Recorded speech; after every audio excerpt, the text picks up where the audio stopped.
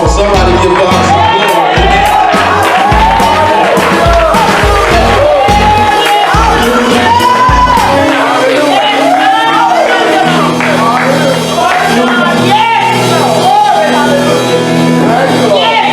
Come on, somebody shout yes. Come on, somebody shout yes. I can feel God stretching out in me. Truly, God is good. Amen.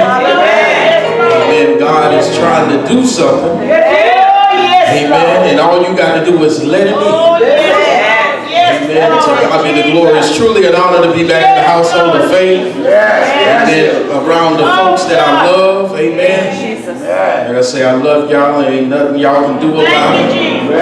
Amen. Can y'all do me a favor? Amen. Can y'all put your hands together for the ones that are watching us live? Amen.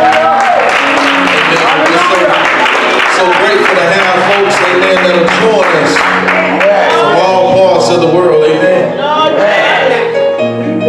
Amen. Little old Nolan going worldwide. Don't tell me what God can't do. God will take you further than your eyes can see. Amen. Stretch you out in me. Truly we thank God, amen, for this day. Thank God for his son Jesus. Thank God for the spirit of the Holy Ghost. Thank God for every one of you in your respective places.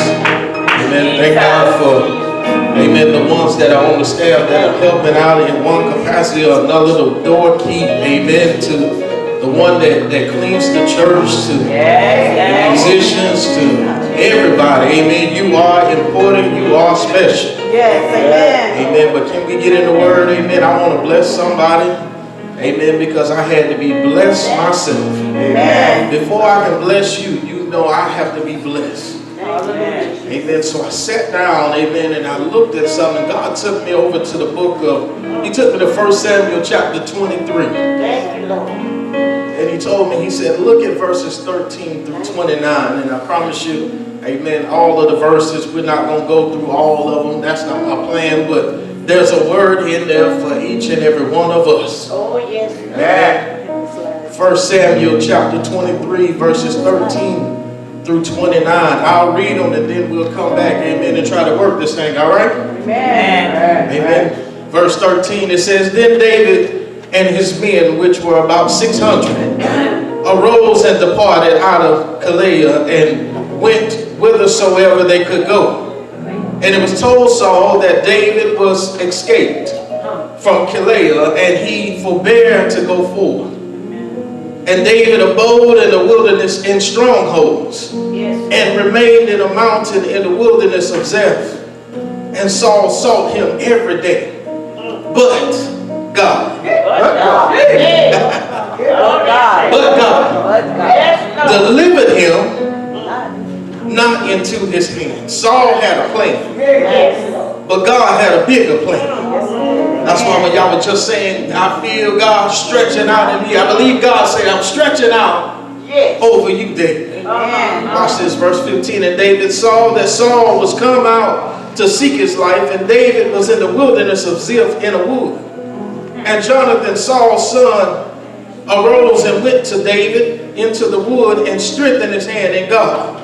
And he said unto him, fear not, for the hand of Saul my father shall not find thee.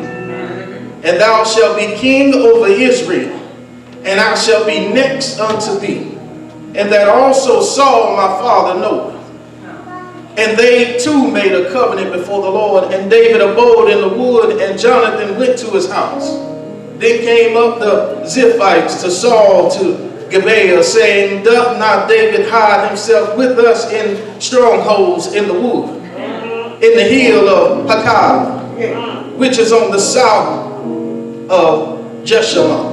Verse 20, now therefore, O king, come down according to all the desire of thy soul to come down, and our part shall be to deliver him into the king's hand. They said, we'll deliver David into your hand. And Saul said, blessed be you of the Lord, for ye have compassion on me. Go, I pray ye, verse 22, Go, I pray you, prepare yet, and know and see his place, where his haunt is, and who has seen him there. For it is told me that he did very suddenly. See therefore and take knowledge of all the lurking places where he hideth himself, and come ye again to me with the certainty. Saul said, I want to be certain. All right. And I will go with you, and it shall come to pass, if he be in the land, that I will search him out throughout all the thousands of Judah. Thank you, Jesus. And they arose and went to Ziph before Saul. But David and his men were in the wilderness of Maon, in the plain on the south of Jeshimon. Saul also and his men went to seek him, and they told David, wherefore he came down into a rock. Somebody shout rock. Rock. And abode in the wilderness of Maon. And when Saul heard that, he pursued after David in the wilderness of Maon. And Saul went on this side of the mountain, and David and his men on that side of the mountain. And David made haste to get away for fear of Saul. For Saul and his men compassed David. They had him surrounded, and his men round about to take them. Oh, Jesus. Verse 27. But there came a messenger unto Saul, saying, haste thee, get in a hurry, and come. For the Philistines have invaded the land. You looking for David, and the Philistines are invading your house. I see somebody catch this in a minute. Your enemy was looking to kill you, and God said, you better get back there, because somebody somebody coming in your window. My God. Verse 28. Wherefore Saul returned from pursuing after David, and went against the Philistines. Therefore they called the place Selahemekalah. And David went up from thence and dwelt in strongholds at Engedi. God's word for God's people. We should go back up to verse 13. Amen. The words of the Lord's, the model prayer, what does it say? It says, Our Father, who art in heaven, Yes. hallowed be thy name. Thy kingdom come. Thy will be done on earth as it is in heaven. Give us this day our daily bread. And forgive us our trespasses, as we forgive those who do what? Trespass against us. And lead us not into temptation, but deliver us. But deliver us from what? Evil. So I like to use for a subject on this day. God will deliver us from evil. I don't know what kind of evil we're facing, but I stopped by to tell somebody that God will deliver you from evil. I was looking at the text, amen, and you got to go back, amen. I told y'all you can't just jump to the end of the movie, you got to go from the front. And we know how this story goes. David, let's go from David. David was a little shepherd's boy. David was good with music. He wrote songs and poetry, right? He was out tending to his father's flock.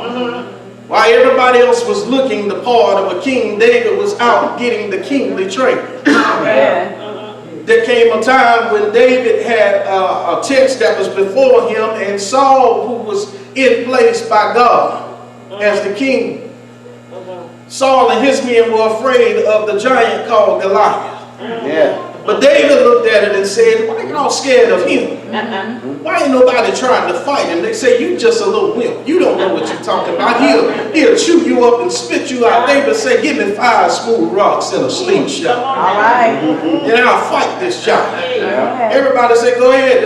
It's your funeral. You can die if you want to. But don't say I didn't tell you. David got 1 smooth rock. Put it in that slingshot, and what did he do? He wound that thing up. And he let it go in the name of Jesus. And when he hit Goliath, who had a helmet on, it hit him in the center of his forehead. And the rock sunk into his skull.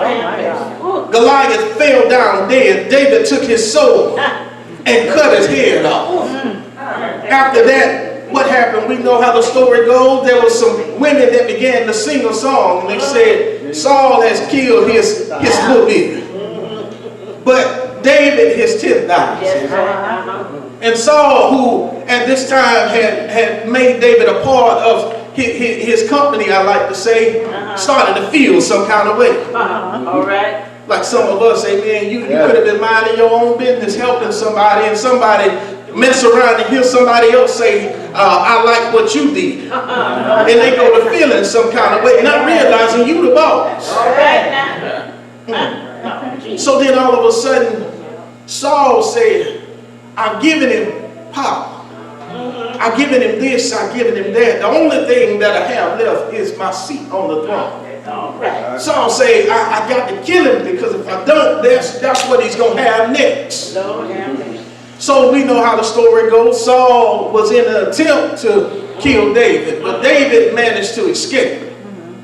When he escaped, Saul made it his purpose. That was the reason he was breathing, the reason he was living. He said, I got to find that David, and I got to kill him. As long as he lives, I won't have peace. As long as he lives, my kingdom is in jeopardy. My seat is in jeopardy. November can't get here fast enough. Some people are ready right now to vote. And the one that's in the seat right now, he says, my seat is getting a little warm now. Because some folks may vote against me.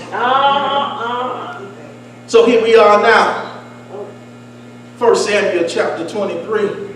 David has been on the run for a while now. And as he's been on the run, Saul has been on the hunt. But everywhere that Saul tried to find David, God always made a way of escape. Yes, he did. I don't know who we talking to, but God will always make a way of escape. It may seem like you're boxed in. But God always has a way. He'll send you out the window if he have to. He'll lower you down through the roof if he have to. He'll lower you down out of a bucket, out of a window if he have to. He'll sift you in ashes if he have to. He'll hide you behind the spider web if he have to. Anybody who can say that God has made a way for you? Come on, God has made a way of escape for you. You didn't see no way how this thing was going to work out. God even will pour some red seas in your life. Some of us right now may be at a point where you're at a position and you're looking at something, you say, I don't know how I'm going to get over this. I don't know how I'm going to get through this, but I got news for you. If you continue to trust God, God will open that thing up like open sesame. And you ain't got to worry about how you're going to get through or how you're going to get over. Just know that God will make a way for you to get over. I heard that he's a bridge over trouble.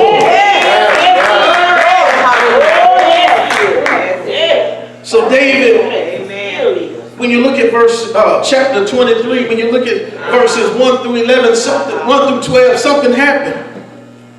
There was a fight that took place. The Philistines raised up in Keilah, and David inquired of the Lord. Even though he was on the run from Saul, he inquired of the Lord. He said, Lord, shall I go after the Philistines? The Lord said, go get them. He said, Lord, the ones that were with David, the men became weary. They said, Lord, we can't beat them Philistines. David went back and asked the Lord. He said, Lord, shall I pursue them? Said, you hand them in my hand. The Lord told him, he said, David, get in a hurry. Go get them. He said, go get them. The cowards go. Go get them. They went down, and the Bible says there was a slaughter.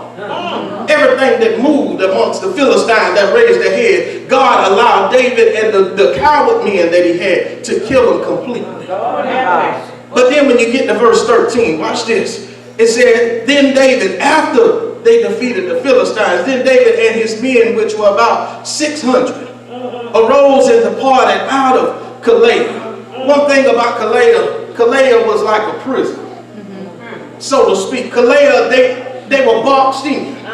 They had a fence on every side. You can only go through the gate. It's like a gated community. You can only go through the gate. Saul had it in his mind. Now I got David trapped in Keilah. I'll go there and I'll kill him. But notice verse 13, it says, then David and his men, which were about 600, arose and departed out of Keilah. While Saul was coming, God allowed David and 600 cowards to escape. And went whithersoever they could. Wherever they could go, that's where they went. They could, and it was told Saul that David was escaped from Keilah. I thought I had it. I had a young lady this morning tell me she's been having dreams about silver snakes, brown and black snakes. And she said she went to the bathroom, and normally with a dream, after you wake up, the dream gone. She said it's like the dream was on pause and then came right back into the middle of where she left off. And she said, Pastor, I don't know what this is. I said, hold what you got. I'm going to tell you what it is. Amen. You got a Saul that's pursuing you. But the same Saul that's pursuing you, God is still opening doors. Watch this. Saul said in verse 14, he said, I forbear to go forward. Saul said, oh, God has made a way for him to escape, so I got to hold what I got. I can't go. Ain't no sense in me going. He ain't there. When you get to verse 14, it says, and David abode in the wilderness in strongholds, and remained in a mountain in the wilderness of Ziph. Notice where he's at. He's in Ziph, and Saul sought him every day. But God delivered him not into his hands. Some of us right now, the devil is seeking you. The devil has you in his crosshairs, they say. He wants your soul. He wants to destroy everything that's in you. All the good that's in you, he wants to bring shame. All of the turnaround that you need, that you've done, God, the devil that is on this earth wants to turn you around and send you back to the mess that you have been delivered from. Yes, amen. All right. Amen. That's right. But the Lord said, I won't deliver you into his hands. Lord have mercy. The plans that I have for you are greater than the plans that the devil ever could scheme up. Amen. My ways are better than your ways, better than his ways. Amen. Yes. So he's here. David is in the woods in Ziph, on the mountain. God said, I won't deliver you into the hands of your enemy. Verse 15, and David saw that Saul was come out to seek his life, and David was in the wilderness of Ziph in a wood. Notice he was in the mountain. Now he's in the wood. God keeps making a way. Get through there. Go here. Yes, amen. Verse 16, and Jonathan, Saul's son, arose and went to David into the wood and strengthened his hand in God. Saul's son, Jonathan, knew exactly where David was. Went right to his friend and said, I come to strengthen you, my brother. Hold what you got in God. Because God has something that he's getting ready to do in your life.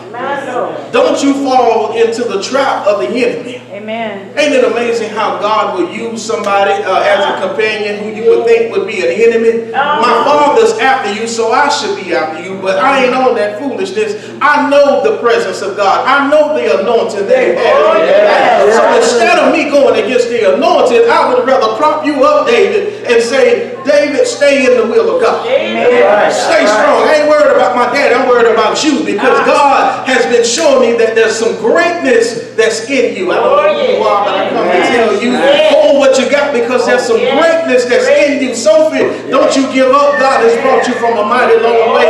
God ain't through with you yet. God has more work and more blessings in store for you. Every day is new grace, new favor, new mercy. Somebody say new grace, new favor, new mercy. God has some doors that he's getting ready to open. And somebody needs to encourage you. Don't you give up. I know it's hard because you're being pursued everywhere it turns.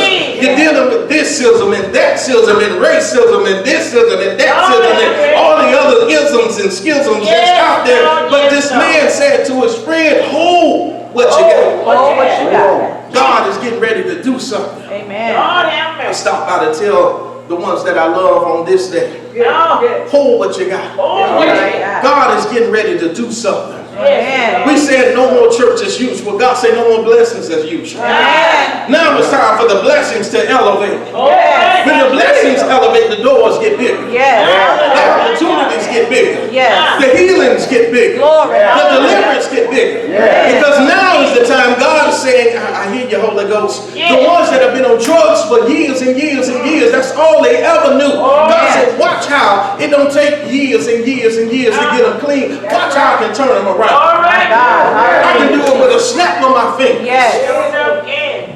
So Here we are. Verse 16, Jonathan is encouraging his friend. But then when you get to verse 17, Jonathan, he said unto David, he said, fear not, for the hand of Saul my father shall not find thee, and thou shalt be king over Israel. Notice what he said. He said, my father won't find you. Notice God said, I won't deliver you into the hands of your enemy. Now this man is coming back and said, my father won't find you. God said, I won't deliver you. A friend said that God will deliver you. Who we talking to? Who we talking to? Who the Spirit talking to? He said, I will not turn you over to what they want you to be. And then there's a friend that's saying, I will encourage you to be who God called you to be. That's right. He said, you shall be king over Israel. Yes. Now notice where he come from. He come from being out there working with the flock. He come from playing music and writing poetry. He come from being on the run. Now he's getting a prophecy in his life that you're going to be the king over Israel. I know you can't see it right now, David, but you shall be what God has called you to be. He said, and not only will you be the king over Israel, but I shall be next unto thee. All right. Why didn't he say, I'm next? Seems like to me, my father is the king, so I should be next in line. We said it just a little while ago. He understood the anointing that was on David's life. He said, I'm not going to stand in the way of God. Wouldn't it be amazing if you had some haters that would get out your way? Yes. I'm saying on this side, wouldn't it be amazing if you had some haters that would get out your way? If you had some doubters and some naysayers that would move out your way and let you be great? Come on, somebody just shout, let me be great. Let me be great. If God ain't put you in position, move out the way. If you know God didn't call you for that, get out of my way. Let me be great. Somebody shout, let me be great. Let me be great. He said, I'll be second unto thee, next unto thee. And he said, my father Saul, he know it. Now, my brothers and sisters, let me encourage you with this. Point at yourself and say, I shall be. I shall be. Exactly what God called me to be. Y'all ain't say it like y'all mean it. I shall be. I shall be. Exactly what God called me to be. Exactly what God called me. I may not see it right now, I may not see it right now. but God has a plan for me. God has a plan for me. Not only does he have a plan for me, come on, but it's a plan that's just for me. But it's a plan.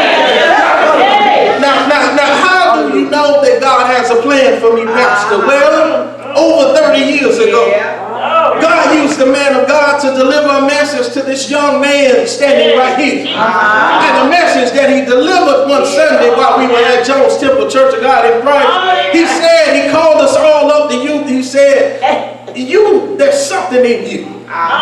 He said there's something, there's a preacher that's in you. God has shown me that you're going to be something. And the very thing that he said over 30 years ago, guess what? It did come to pass. Because as you can see, I stand before you today with a microphone. Even though I didn't understand what God was doing then, even though I walked away from God, even though I did everything that I thought I was big and bad enough to do, the plan that God had over my life, I couldn't mess the plans up. Whatever God has spoken, it shall be. God will use some folks to speak something in your life. Come on, somebody. So I'm talking to somebody in here today. You shall be what God created.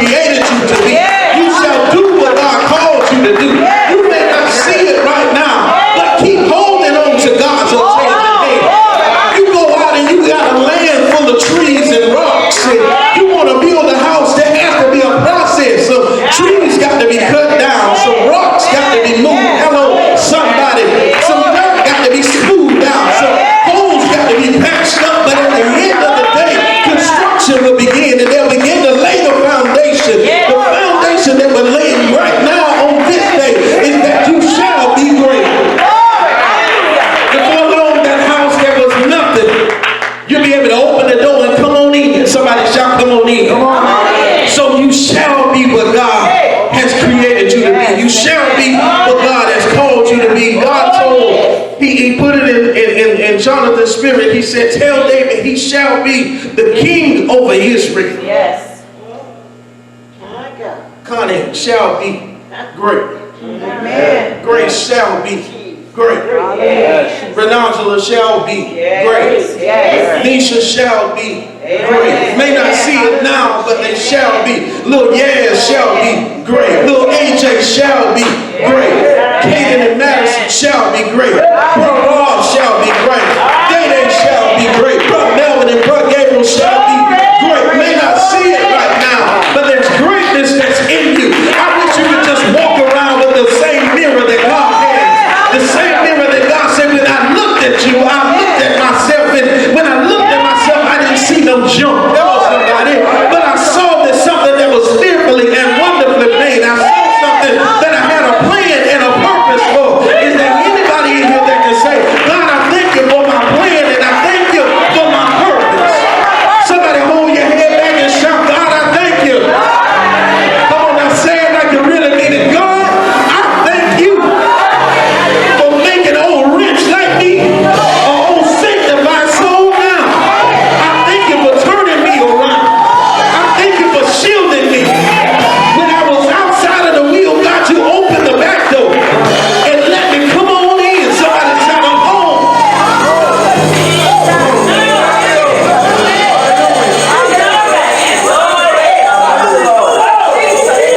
Thank you, Lord.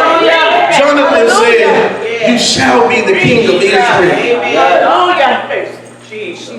God began to show me, he said, Monte, look at 1 Peter 2 and 9. 1 Peter 2 and 9. He said, now break it down to him like this. He said, you are a chosen generation. You wonder why you're born in this time and you weren't born in the 1800s.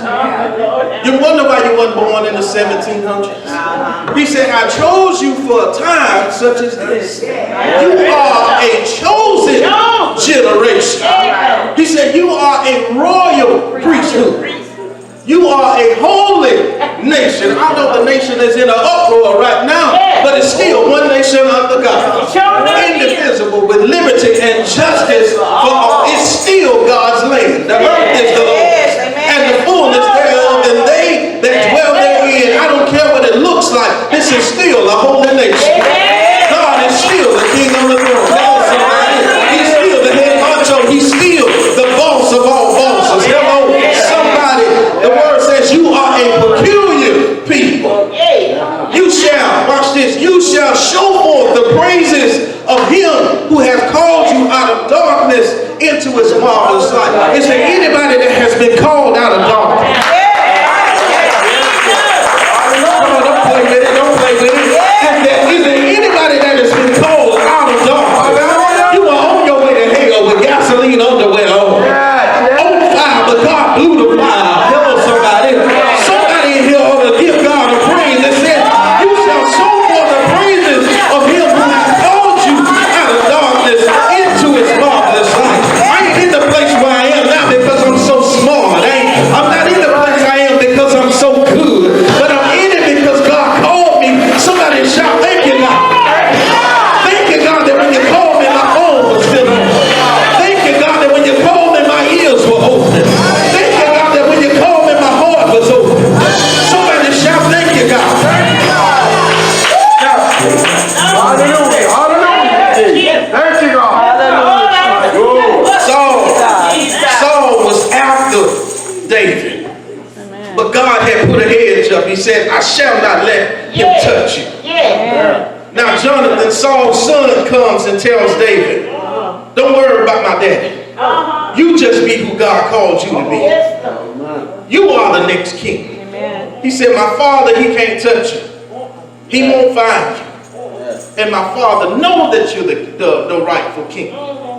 Verse 18, and they two made a covenant before the Lord. And David abode in the wood, and Jonathan went to his house. Then came up the Ziphites to Saul, and while they came up, they went up and they told Saul, they said, David hides out with us. We know exactly where David is. Seems like when you get out of one problem, you don't know who's going to turn on your next. Seems like when you begin to trust some folks, I've been here in Zip for a little while now, and I ain't had no problems, but now all of a sudden they want to go and tell Saul where I am. Anybody here can be truthful and say, I feel like that right now, Pastor. I just got out of one thing and now I got somebody else who done turned against me. But the key note is that God is still for you. That's right. It don't matter who turned. The word that God said, I won't let the hands of your enemies touch you. The weapon may form, but it won't prosper. They may say some evil words and do some shady stuff, but at the end of the day, God said, I shall get the glory. Stand still and watch me fight. Who we talking to? God says, stand still, watch me fight. You ain't even got to bruise your knuckles in this fight. You just got to go and get in the ring. Just stand there. When the bell rings, just get out the way. Get out the way and let me fight this battle.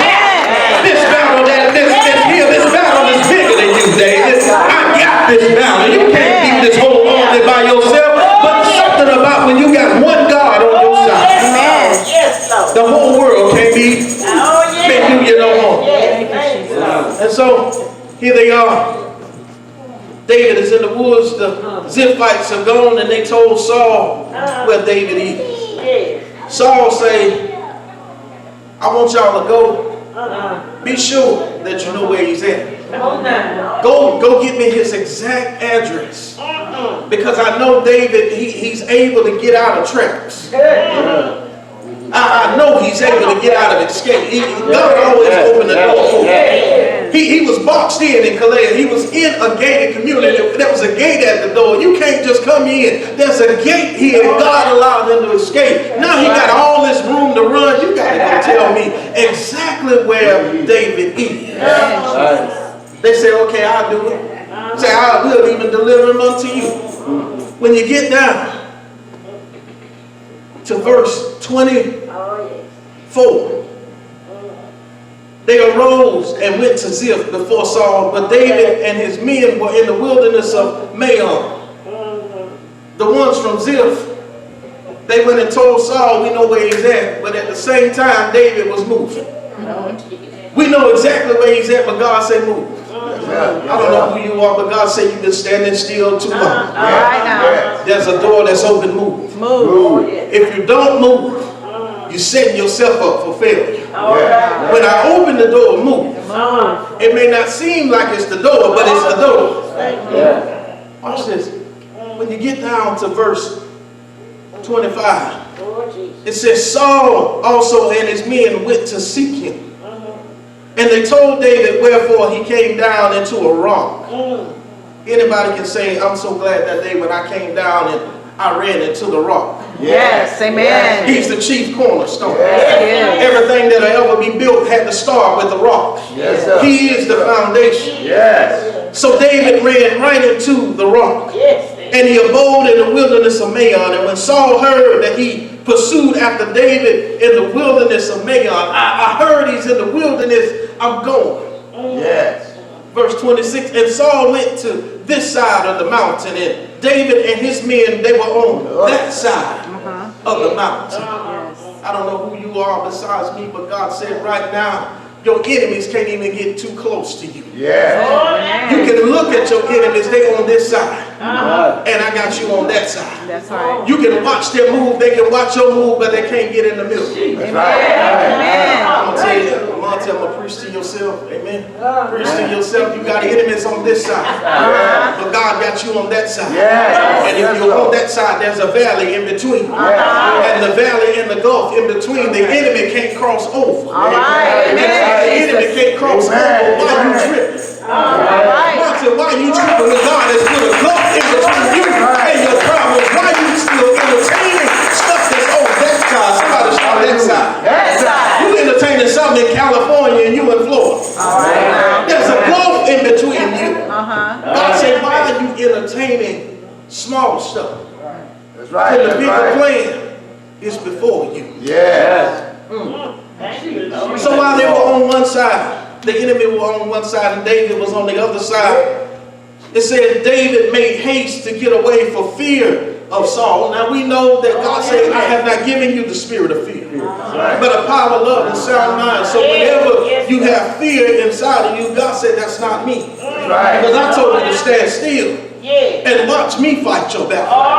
If you ever get fear inside of you, that means the devil is getting close. That means the devil has said something that has tickled your fancy. And you have gotten fear in your heart and you want to run. But God said, hold up, David. Right before David was getting ready to leave, Saul and his men surrounded David and his men around about to take them. God had set a Deaconess Grace, that dream about that snake all around, and you're in the middle. You're at the same place where David was. It says Saul and his men compassed David and his men around about to take him. But there's something that happened. Somebody look at verse 27.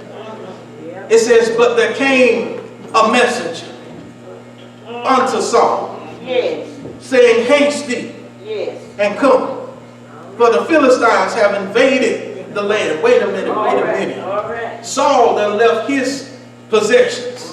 Saul done left the kingdom behind, chasing after David.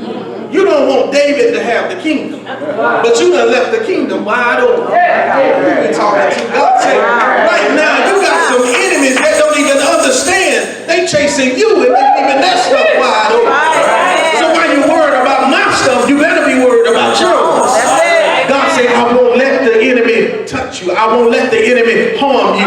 God, I believe at this point, I believe this messenger that showed up, I believe God sent the messenger. I believe God sent the messenger because he knew that Saul was getting close to David. And he said, tell the messenger, go tell Saul that I've instructed the Philistines to take over.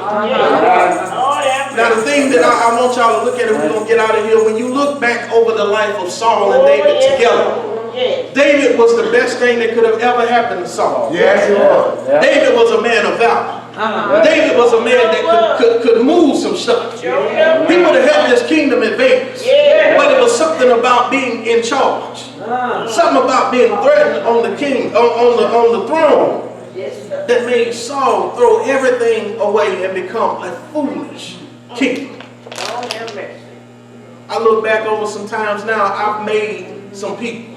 Thank you, Jesus. On jobs, I've trained some other people and they turn around and get the job. Yes. Come on, I'm just talking Yes, that's the truth. I can't talk for nobody else. That's right. Because maybe you've been there. Maybe you have. Anybody can raise your hand and say, I've done that. I've trained somebody, they turned right around charity and they ended up getting the promotion and I end up working for them. I trained you. But God said, just because you didn't get the promotion don't mean I didn't promote you. That's right. Because with every round that goes, you don't know the level of foolishness that could That's become. right. I could have been shielding you from something. Because I've noticed something. A lot of people that fight for power don't stay in power. That's right. I'm going to say it on this side to the back. A lot of folks that fight for power, they want to be in charge. They don't stay there that long. Hello, somebody.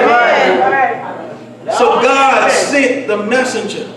Go tell Saul that the Philistines are destroying his kingdom. They're about to take it. And then it says in verse 28, wherefore Saul returned from pursuing after David. I can't pursue David.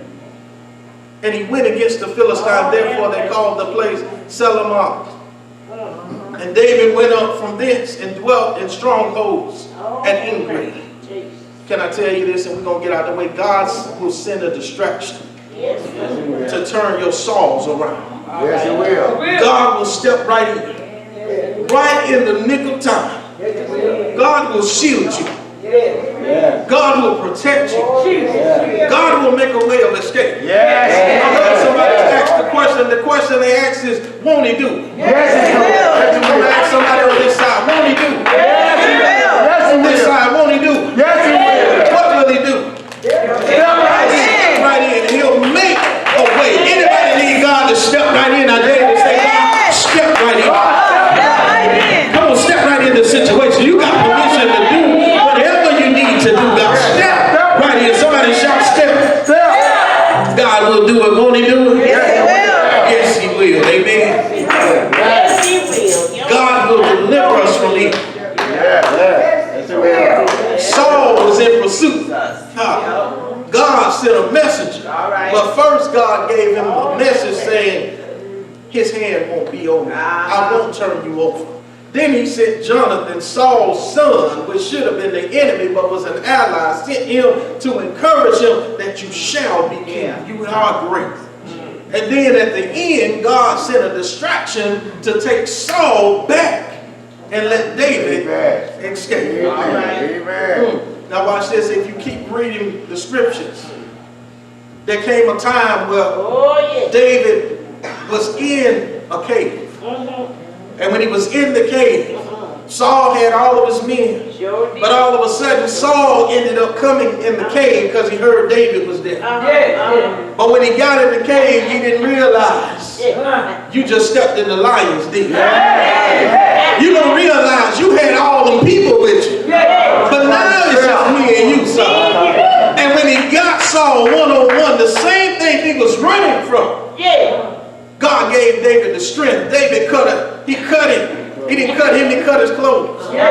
Just to let him know, boy, I could have killed you.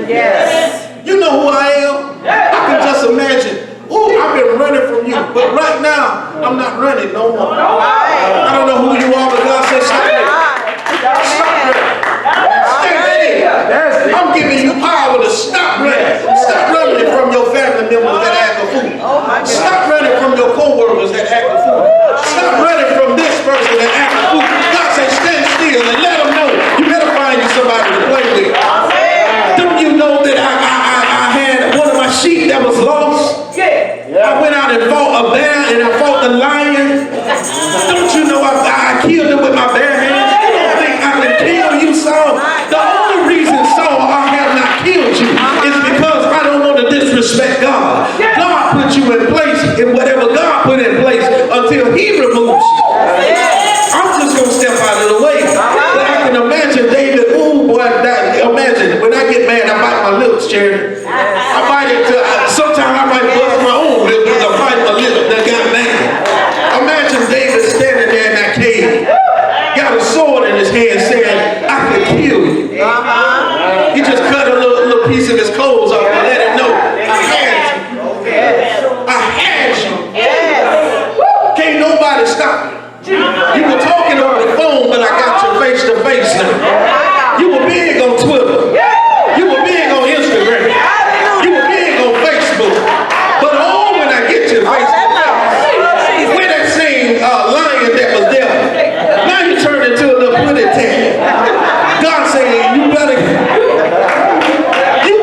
understand who you're playing with. Touch not my anointing and do my prophet no harm. At the end of the conversation, David said, I'm not going to kill you. And Saul had to bow down and eat crow, he said. Saul had to end up saying, you know what, David? I see now that you are right. You could have repaid me. I've been trying to do evil to you, but you repaid my evil with good. He said, from that moment on, David, I'm not going to pursue you. Please forgive me. I don't know who you are, but God, at the end of the day, God is telling some of us, stand up. Stand up. Stand still. Yes. Ain't no more running. We ain't running no more. Like Bone Crusher said in the song, I ain't never scared. You got to get your courage back. I ain't running no more. I'm standing still, standing flat-footed. I'm planted like the tree by the seashore. I may go through the hurricane, I may bend, but I ain't moving. I ain't going nowhere. I'm unmovable because I know who God is in my life. Hello, somebody. God will deliver us from evil. Yes, he will. David didn't have no more problems out of Saul. And at the end of the day, guess who became king? Lord have mercy. The same one that they said was going to become king. He ended up becoming king. So I'm talking to somebody in here. I'm trying to encourage you. You may not see what God is doing right now, but hold what you got. I don't care how old you are. Hold what you got. Stand still. Stand there with your courage on. You got to have courage in your home. Being on the Lord's side, you can't be a coward. You can't be a wimp right now because the devil will walk up and slap you in your mouth. Stand still. Yes. and know that God will deliver us Yes. from evil. Yes, He will. Anybody need to be delivered? Yes. Hallelujah. Yes. Yes, yes. Notice the places, and I promise you we're done. Notice the places where God hid David. Hid him on a mountain. Where did Satan tilt the Lord? Tilted him on a mountain. The very place I was tempted, I'm putting you there. And if I overcame it, you can overcome it. Yes. The Lord was in the wilderness. Where did he put David? Go in the wilderness. In the wilderness, we can have a long time. Like the song say, I want to take a little time. I said, I just need a little time with you, David, to put some things in order. Yes, yes. But then there came a time you stood in the cave and said, look at it. Look at it. Look at your problem. And just know that greater is he that is within you than he that is standing before you. It ain't about you, David.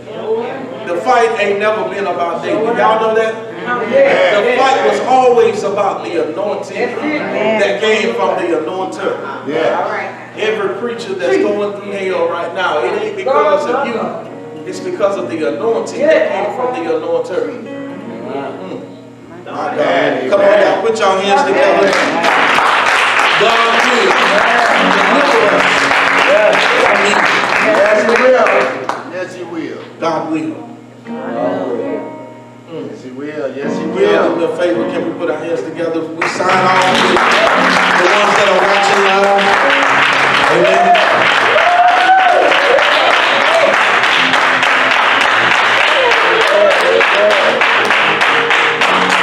God will deliver us from evil. Thank you, Lord. Thank you, Lord. And on the count of 3, y'all know how we do. Let's sign off. Y'all ready? Yes. 1, 2, 3. We love you. And